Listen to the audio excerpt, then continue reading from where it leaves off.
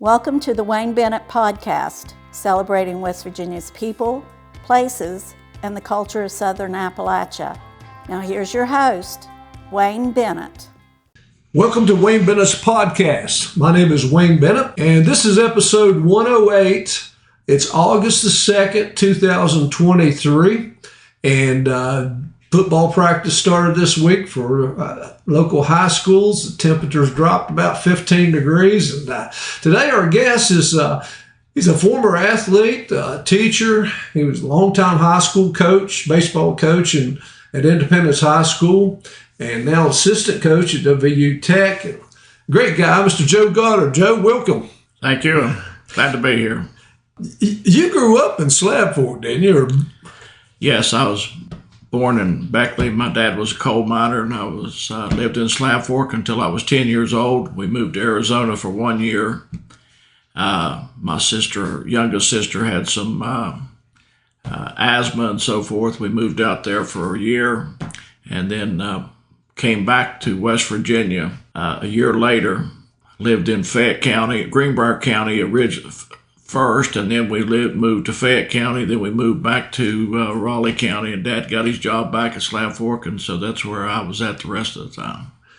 Now, Slab Fork is, of course, Bill Withers was born there, and Billy Sellards from Sophia. He lived down at Slab Fork, and Doris Payne. You heard of Doris Payne? She was a jewelry thief or something, world-renowned person there. But my family, my dad worked at Slab Fork for 20 years, and they lived at Slab Fork before I was born. And then they moved to Beckley, and I was born in Beckley, but I also had a cousin, I think went to school with you, Daryl Kincaid, and he lived at Slab Fork for a while, and then they moved to Midway, I think, sometime during his high school career. But what was the first organized sport you ever got into? Well, back then you didn't have T-ball or anything like that. You went to Little League at 9 years old. And we played Little League baseball at Glen White, which was, I think, later they put a lumber yard over there at the old Little League field. Yeah. But that was the first organized. I played Little League at Sophia Little League when I was 9 and 10. And then the summer when I was 10 and 11, I played out in Arizona. And then we moved back to Raynell in August of that year. Then I finished playing at Little League at Sophia. Now, there was guys at Sophia like Albert Veneri and Dennis Saunders and guys like that spent a lot of time making that very good league. I was named Alvin Pittman, Raleigh Martin, guys like that. Who was your first coach? My first one was Mr. Porter. I had him. And then the gentleman they called Pop Kester coached me. I played for Tam's Little League. When I was 11 and 12. Mr. Porter had us when I was 9, 10. I was gone to Arizona, came back, and Pop Kester, that lived at Soap Creek, was our manager when I was 11 and 12. Now, how did you get back and forth from Slab Fork to Sophia and to practice or games and stuff? Well, we played our games at Glen White, but we practiced on the football field at Sophia High School. During the day, Mr. Porter worked in the mines, I think, in the afternoon, so we would practice there, sometimes. But most of the times, my parents took me over to Glen White, and we would practice and play our games there. That's when they first opened up the road, really. Did you play youth football or anything like that? They didn't have any youth football or anything like that. We never played any kind of organized football until I was in the 9th grade. Yeah, I think only the Beckley area had youth football then, and I know I played for East Beckley, and we had a few Shady Spring boys that came in and played with us, but they didn't have football, midget league or youth football out there at that time. Now, in high school, but you played football, basketball, and baseball in high school. And your football coach and baseball coach, was that Jess Lacey? Jess Lacey. Yeah. And what kind of coach was he? Coach never said a whole lot and everything. Very, very knowledgeable. Great. I played for two great coaches. Coach Lacey, who is in the WVU Tech Hall of Fame, played football for him. He was the varsity football coach and the baseball coach. Bob Douglas was our freshman football coach, and our high school, the varsity basketball coach. So and then John Kurzik was the assistant baseball coach. Huh.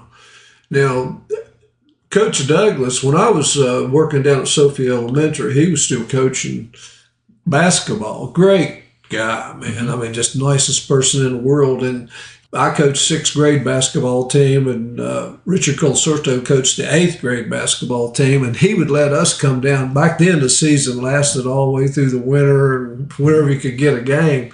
And he'd let us come down to the gym and practice after the high school was done, and he would stay there with us, till everything. Real nice guy, and had some pretty good teams. Well, Coach Lacey, after I got out of high school and went on to college, and really when I got out of college, I played golf a lot with Coach Lacey. Coach Douglas, after my high school career was over and I was in college and beyond, I went fishing with Coach Douglas. So, yeah, very, very good coaches, and we did have some very good teams. The basketball team, we were state runner-up in 1967. Baseball team, we were 1968. We made it to, that's when you only had one division of baseball. They only took 8 teams. We made it to Parkersburg, won the first round, and lost to Parkersburg in the second round. Yeah, I was going to talk about that. It seemed like when you guys, in 1966, that's when Beckley had some pretty good ball players, and like you said, everybody played in one division. And they had Chubby Hughes, Steve Licklider, and that bunch, but you guys had to play each other in the sectionals. And in '66, you guys lost to them the first year, and that's when you had Jackie Parker played with you guys. Then I think yes, he was good. Jackie wrestled and was a good baseball player, and then you guys come back and beat Woodrow in the sectionals of '67 and '68, leaving a good team at home. Of course, you still had the regions, but in '67 you beat Woodrow, but then you lost to East Bank, and they had a guy named Darrell Brown. Brown. You remember him? Yeah, he hit a home run on the vocational building to beat us in the top of the ninth. Wow. And you had 2 hits in that game, I think. I can't remember. I know if I remember correctly, we scored in the 9th inning to go up 1-0. And then D. Brown hit a 2-run homer in the bottom of the 9th to beat us 2-1. Wow. Then in '68, like I said, you won the section, you won the region. I think you beat Seth. I don't even think Seth has a high school anymore, do they? Sherman. Was it Sherman? Okay. And you had to play Kaiser the first game, and Kaiser had the team back in those days. They had like a 50-some game winning streak. And, I think they were defending state champion. Yeah. And you guys beat them the first round, but you probably used your best pitcher. Well, when you got up there was only 8 teams, and it wasn't so much the best pitcher out. We just played that day. I think Parkersburg beat us 6-0. Yeah. You've done your history on all this stuff. You know more about all these games than I do right now. I can remember. But, we beat Kaiser the first day, defending state champion, and then the second day Parkersburg beat us. Yeah. I think it was in the Parkersburg game, though, that Neff hit a home run that nobody had ever hit over the fence before. I thought that was the Kaiser game. Was it? Okay. Yeah, the Kaiser game. He hit one across left center field, across the street into a yard. Wow. Yeah. He was a pretty good-sized guy, wasn't he? I'm older now, but seems to me like remembering Donald was the same size when he was in the 7th grade as he was in the 12th grade. He was a very stocky, strong person. Probably 5'9", about 5'9", 5 to 5'11", about 190 to 200 pounds. Could really hit. He hit one, like say, over there at City Park in Parkersburg that people still talk about today. Well, what position did he normally play? He was our first baseman in high school. And then in Legion Ball in the summer, he was first base, right field. Yeah. Now, what a lot of people don't realize, in that '68 state tournament, Steve Swisher played for Parkersburg, who went on and had a pro career, an outstanding pro career. And I think it was you and Neff and Kent Martin who made all tournament that year. And then you were first team All-State. You were second team All-State as a junior and first team All-State with Kent Martin. But a lot of people don't realize that Nick Saban was All-State. Right. And we talked about that yesterday down at the Arty Museum. Did you? Yes. And he was the coach at Alabama. He was a pretty good athlete. He was quarterback, I think, in football and great baseball player. And, of course, Steve Swisher was All-State, too, that year. You mentioned American Legion team. Now, I know some of the better players from Beckley came over. Scotty Cuthbert came over from Stokoe. What was the lineup? Can you remember the lineup normally with that American Legion team? We had Sophia High School and Woodrow and Stokoe were the three schools that made them. Usually I caught, and we had Donald Neff or Roger Schmeier or Gene Gilkerson played first. All three were very good. Scotty Cuthbert played second. Louis Pernesti played third, shortstop. Steve Licklider played third with Don Gibson from Helen. The outfield, we had Donald Neff, John Cook, Neil Hawkins, J.C. Jones, Chubby Hughes. We had a great pitching staff, Kemp Martin, Okie Calvert, Bill Burgess. We had 4 or 5 guys that just pitched. Uh-huh. And the Chubby pitched some too. Oh, he's a great pitcher. Probably, I'm not quite sure. They called me several years ago and asked me about the State American Legion strikeout record in the tournament. And I told them to look up because Chubby may still hold it. I didn't know that. Now, you guys won the states and went to New Jersey or something. Right. We played in Bordentown, New Jersey. We played Lyndhurst, New Jersey the first game and lost to them. And then we lost to Washington, D.C. the second game. I remember listening to that on the radio. Now, that particular year, growing up and playing ball in Sophia, and what kind of music did you listen to back then? Or did everything was, well, not that much, but I mean, everything was, 60s music, more Dick Clark, American Bandstand, and all that stuff. That's about what was. Whatever was been played there. But who was your professional, who was your favorite team and player when you were growing up, or did you have one? Really didn't have one. I think I think most of the ball players back then, you picked out 2 or 3 people that's who you kind of, when you were playing out in the, we call it, when we were down there at the grade school playing, well, today I'm going to be Mickey Mantle. Well, this time I'm going to be Willie Mays. And I'm going to be Henry Aaron, You watched, there was only one baseball game on television each week, and that was the Yankees and whoever they were playing on Saturday. So that's the team that you watched all the time. Yeah. But growing up, you just played there in Slab Fork. You played ball all day. We went to the grade school and we played all day long. When the day shift at the mines, then they would come up, all the coal miners and the families, and you come up and you play until they got too dark to see. And then you went home. Yeah.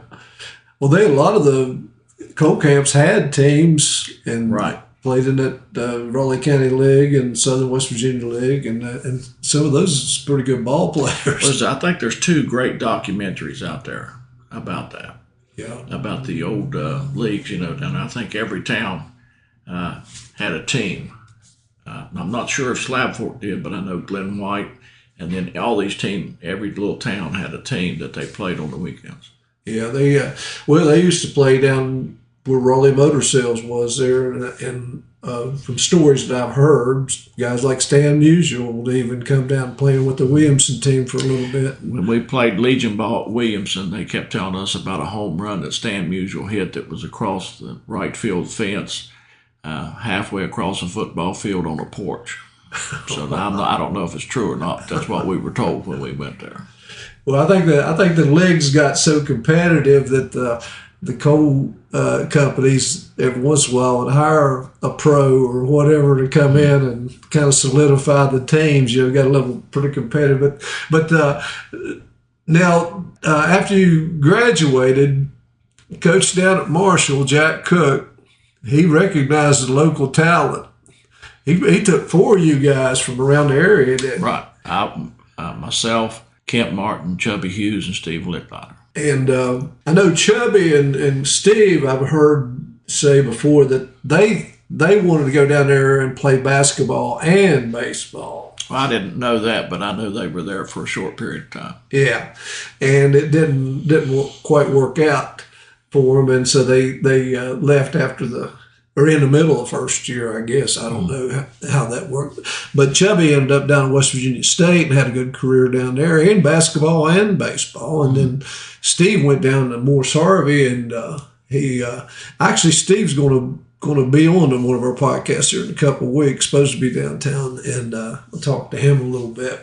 I met Jack Cook one time, and I was impressed. Nicest guy in the world. He didn't know me from Adam. And what facility he had there at Marshall, he took me around, showed me everything, and was real good guy. And I wish that he would live long enough to see the new stadium, but he didn't quite there. But what kind of coach was Jack? Coach Cook was probably the reason that I finished school, because he was like a second dad to me. You know, I mean, I came from a small town, went down there, and he was just a great person. We had freshman baseball when I was there. That was either the last year of freshman ball or maybe one more year. But we played freshman ball. We practiced on a different field, but then we would go over maybe once or twice a week in the fall and play inter-squad games against the varsity. But Coach Cook was just a great person. I talked to him quite a few times afterwards, you know, when I got out of Marshall. Couple winters I lived in Huntington before I came back here. I mean, you know, I love Coach Cook. Yeah.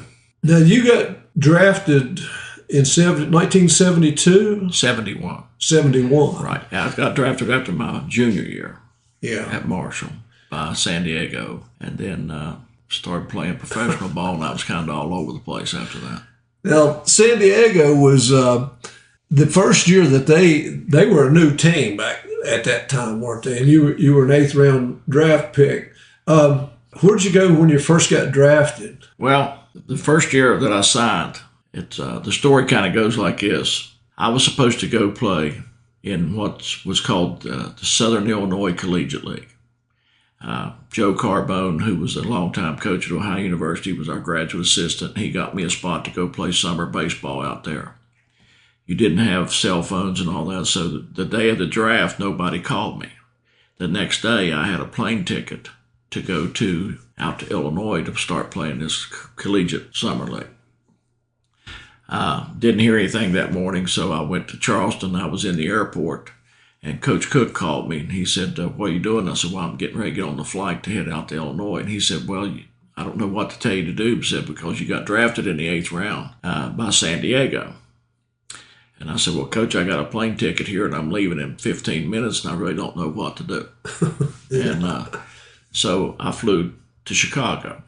When I got to Chicago, they paged me, and it was the scout from San Diego. So he talked to me while I was in the airport, and then he talked to my dad and Mom, and then he called me back, and so we decided that I was going to sign with San Diego. So he said, don't fly in that last flight. He said, go over to the ticket booth. There's a flight for you to come back to Beckley. So I went over there, picked up that ticket, and I flew back to Beckley that day. So I was on a plane all day long. I flew out to Chicago, and I flew back. And then the next day, the scout came in took us out to eat and everything, and I signed a contract. And then we went straight to the airport, got a ticket, and the next day I went to what was called Tri-Cities, Kennewick, Washington, to play in the Northwest League. Wow.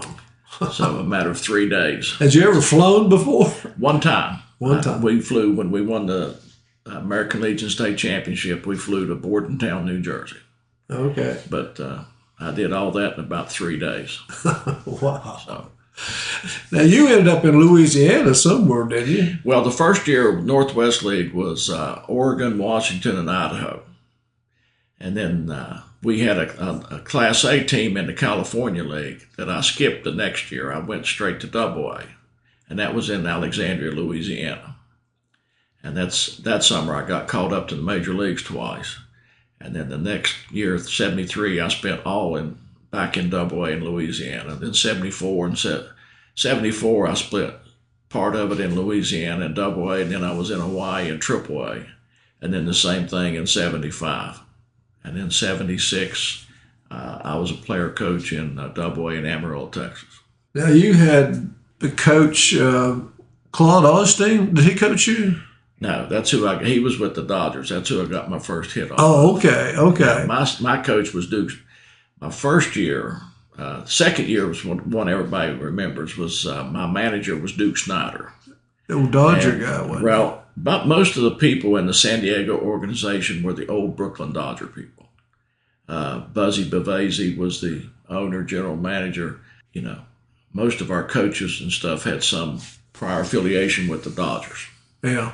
Didn't Don Zimmer coach you somewhere along the line? He was the manager in San Diego when I got called up to the big leagues. Oh, okay. Yeah. Yeah, I liked him even after he got older. Got in that fight. Yeah, he had gotten the job. He was the third base coach the year before, a couple years, maybe at least 1 year. But that summer's when they fired Preston Gomez in the middle, early in the season, and Don Zimmer was promoted to the managerial position. Did you get married anytime during that time? Well, I got married to 71 when I came back. Oh, did you? Yeah. Okay. And your wife traveled with you? Well, it was in Louisiana, there, yeah, but not out in. I got married after I came back from the first year. So, but wasn't too bad going to Hawaii and everything. So, long road trips. But it playing in the Double-A and Triple-A stuff. I mean, you was part of 4 championships, wasn't you? When there's some of those teams? Well, Class A. I guess it was kind of like Princeton, the old Appalachian League, but it was the Northwest League, which started. It was like 70-some games. We won that. We were champions of the Northwest League in 71. 72, we won the Eastern Division of the Texas League, and then we lost to El Paso, who were the Dodgers in the finals. And then 75, we won the Triple-A championship in the Pacific Coast League in Hawaii. And then 76, before I came, that team won the Texas League. But I came back the 1st of August and started coaching at Independence. Yeah.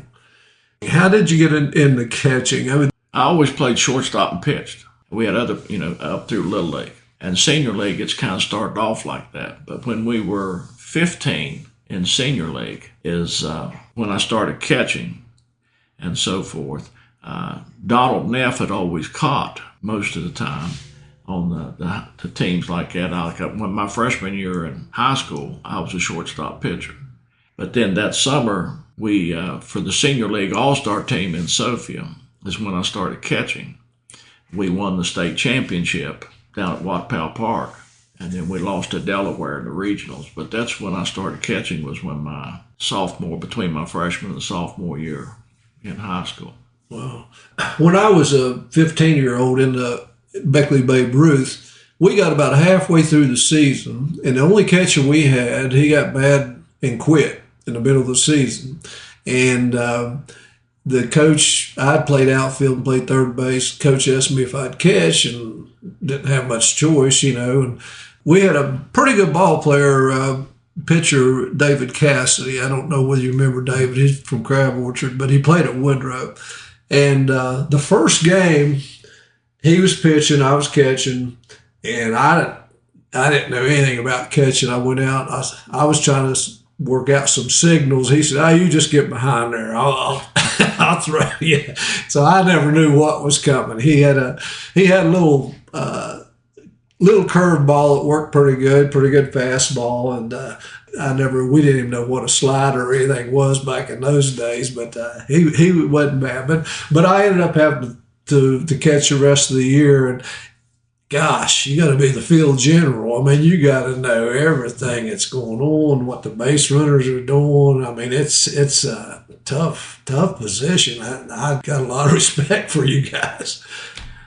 I got asked that question yesterday about, catching and so forth. And it's just, it's like certain things, in sports and things, some things just come natural. It's just a fit for you, whether you're a point guard, a shooting guard, if you're quarterback, safety, whatever. And catching just seemed like I could throw good and things like that. That just seemed like when I went back there, it was just very natural position. And I kind of picked up on it pretty quick and did pretty good with it. Well, you were noted for definitely been a great defensive catcher. My buddy Chuck Littlejohn said one year you was during the winter when you were on San Diego that you'd come to the Y and work out, and he'd throw you a few pitches there in the old Memorial Building, and he said, Wayne, he used to burn my hand up throwing the ball back to me. He said, I suppose have been the pitcher. That was the only place to work out before I went to spring training. There was no hitting facilities. There was nothing around like there is nowadays. So I would go up to the Y very early in the morning before everybody got in there. And sometimes I threw to Chuck, sometimes I threw to the wall and things like that. That was my first couple years back here. When I stayed in Huntington, I got to go up to the field house and work out. You did get to catch when Hank Aaron was still playing. Right, my second day in the big leagues. And, you ever having any interaction with him at all? Or? Well, I don't know if you've heard the story. They've written about it and everything else, but the story is, and my second day in the big leagues, my first day was, I got called up. I was in El Paso, Texas, and I went to Houston, played in the Astrodome. The second we flew to Atlanta, my second day in the big leagues, I was catching in the bottom of the first, and guy came up, took the bat, kind of touched me on the shoulder and said, how's it going, Rook? And it was Hank Aaron. Wow. And I said, pretty good, Mr. Aaron, how are you? And so we got him out. We scored.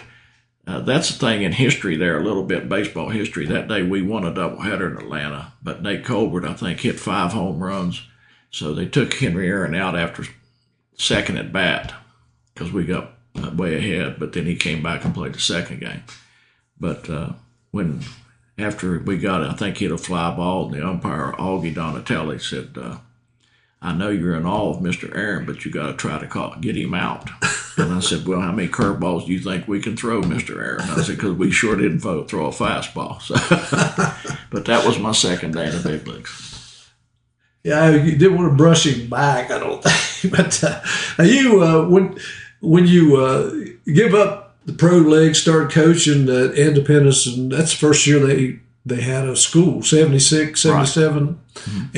And you were there 36 years and was the only coach for up until 2012, I think. But during that time period, too, you had an opportunity to coach both your kids, didn't you? Yes. I coached my daughter in basketball, and I coached my son in football and baseball. And that had to have been a pleasure. Oh, it was great. I mean, I never did, but, the rules and everything, I never coached them in the summer. Anything, I'd just go watch. But then when my daughter was in junior high, they came and asked me if I would come down and be the junior high girls basketball coach. And my daughter was in the 6th grade. And so I talked to her first. And I said, no, because the lady, Carolyn Lloyd, her daughter was at the junior high at that time. And she had asked me if I'd come down and coach, if I'd think about it. So I talked to my daughter and I said, I want to get thinking about going down there and coaching girls basketball now. I said, I'll be your coach. And she said, well, Dad, I'd really like that. So I took that job, and I coached at the junior high for, I think, two years before she got there, and then the 3 years she was there. And then I coached her in high school basketball. Wow. And your son played football? My son played football, and I coached football at Independence for I don't know, 20, almost 30 years probably.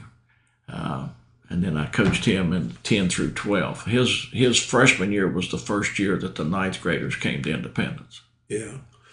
Were your kids pretty good athletes, or?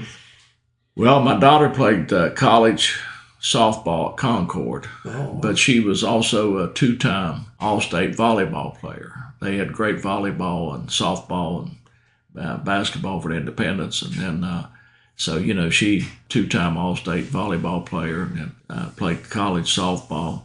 My son was All-State recognition his senior year in baseball. We made it to the state tournament his senior year, and so forth, and a great hitter, and just like a coach on the field.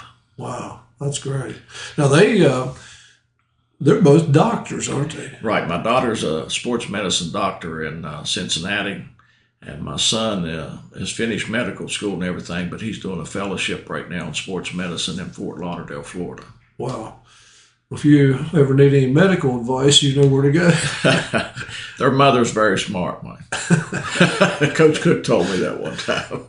Now, your wife, her maiden name was? Milano. Milano. Was she any relation to the Miss Milano that taught at Sophia Elementary?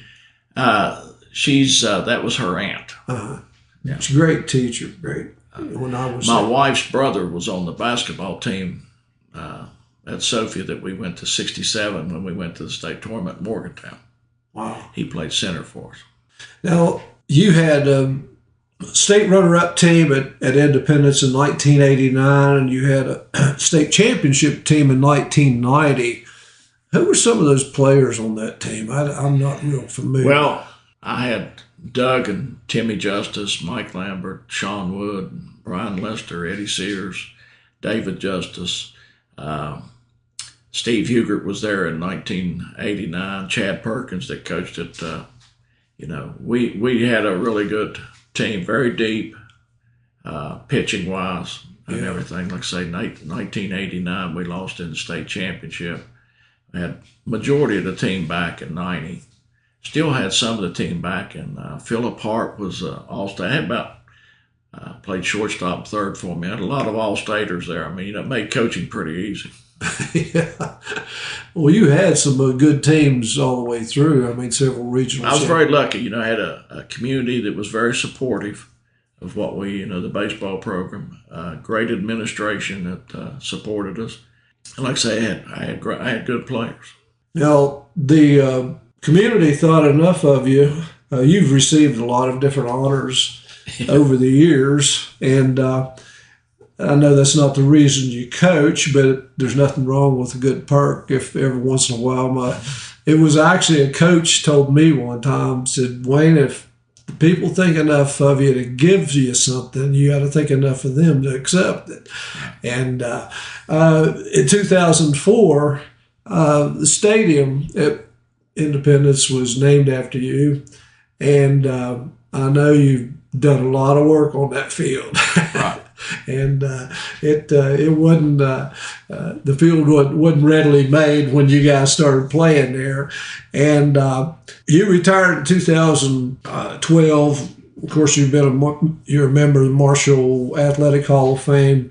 But I think it was Randy Hunt who played on your first baseball team. Randy had told me that you had coached in baseball, just baseball, over 300 and some players just at Independence. I don't know the number, but I coached baseball at Independence for 36 years. Wow. So you retired from that, and then you come over and you started coaching in the Prospect League with the West Virginia Miners. How did that get started? Well, I was coaching it with the Miners while I was still coaching at Independence. Oh, okay. So I doubled up. And when the Miners started in 2010, they approached me about coming over and being the bench coach with them. So I coached with them in the summer of 2010 and 2011. And then, like I say, I did them through 2017.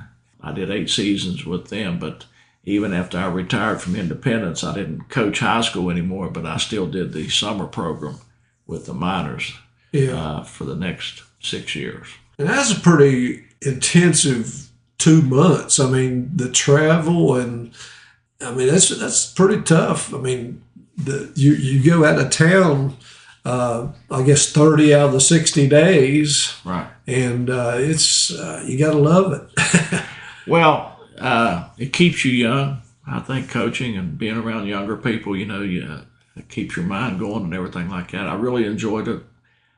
Really appreciative of Mr. Epling and him giving me a chance to keep doing baseball and stuff like that. I did that in the summers. It was good. The college guys came in. It was a different level of baseball than high school and so forth. And we'd have players come in from all different programs. So I would kind of talk to them about what they did at all their programs and things like that, and things that worked and I liked. I took back to my high school players. Yeah. And things like that. So it was a great opportunity for me to stay in baseball, keep playing baseball, being around it every day and so forth, and then keep learning. When did you start at WVU Tech? When they moved up here from Montgomery, Uh-huh. I moved to campus. I didn't, I just did the summers there. But then when WVU Tech moved to Beckley in the fall of 2017, that's when Coach Nesselrode called me and asked me if I would be his assistant coach. And so our agreement was that if I was helping him, I would, and if my health was good. So July 1, I just signed my 7th year of appointment there, so I guess everything's okay. And you two together, Coach Nesselrod, is that how you pronounce it? Yeah. You two together have over 80 years coaching experience. I think this is his 40th year, and this would be my 47th or 48th. Wow, that's a lot of knowledge to pass on. And we have on the staff too, who's Steve is our strength and conditioning, and he has 12 years of professional ball. Yeah. He's from down South Charleston and everything. He's retired and lives out in Shady Springs, so he's there every day too. So he's been around baseball Yeah, a lot. long time. I can Yeah, remember him. But I don't want to get too much into WVU Tech's baseball and stuff right now. Because I'd like to get you back sometime before the season starts and we could talk some baseball. But I heard Coach Nesselrod on the Fred Persinger show last week, I think, and he spoke very highly of you as a baseball coach and you as a person, and he had a lot of respect for you, and it really sounded like he couldn't wait till the season starts, and I know you were wrapped up last week down in the American Legion tournament. How'd you handle all that heat down there? Well, it was tough because I think the real temperature was in the 90s every day, and the heat index was right at 100. But I watched 4 games on Tuesday, 4 on Thursday, and I think 3 on Wednesday, and then 3 on Thursday. So 11 games in 3 days. We went Monday night.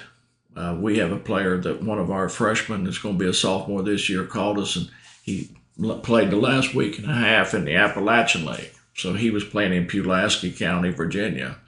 So we drove down at the last minute when he told us they were playing in Pulaski. So we got in the car at 5 o'clock and drove down and watched him play, and then got back, I think, in Beckley around 12 o'clock. So, I know Coach is really excited about this fall and this season because we have several returning players, and he has worked incredibly hard all summer recruiting and, placing your players in summer leagues and recruiting and taking calls. I mean, it's just a real ongoing process. Yeah. Well, I'm anxious to see you guys, and like I said, I'd like to get you back sometime and we can talk a little more in depth once school starts. And this part-time job that you have has turned into a real full-time job, hasn't it? Well, it is full-time. I mean, that's pretty much, it's a part-time, but it's a full-time. I mean, like I say, we practice normally, 3 or 4 hours, but the players are not there 3 or 4 hours. With the class schedules and stuff, some of them, they come and then they got to leave to go to class, or they're here in class and they come late and things like that, But the springtime is, when we start playing is early, since they came back, we start the first weekend in February. You've already got your schedule worked out too. Right. We play 50 games. Great. And we go, the first 4 weekends are non-conference, and then we play conference weekends the rest of the year. Wow. With the midweek game in there on Tuesdays.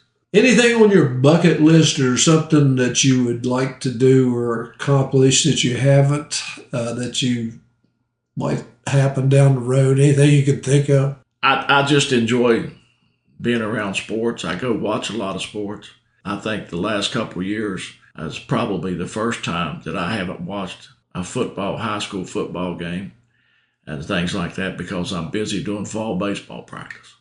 Friday nights are big for us and Saturdays.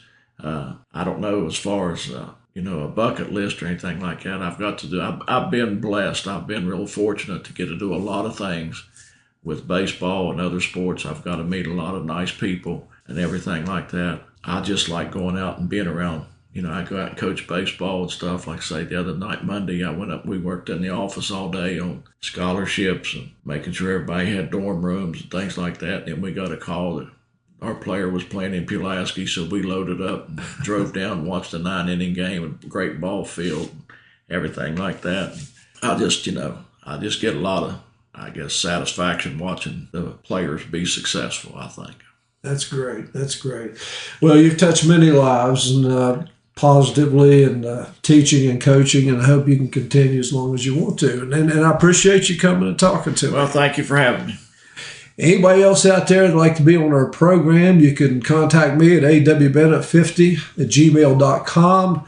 And remember, if you're not dead yet, you're not done yet. Until next time, God bless you.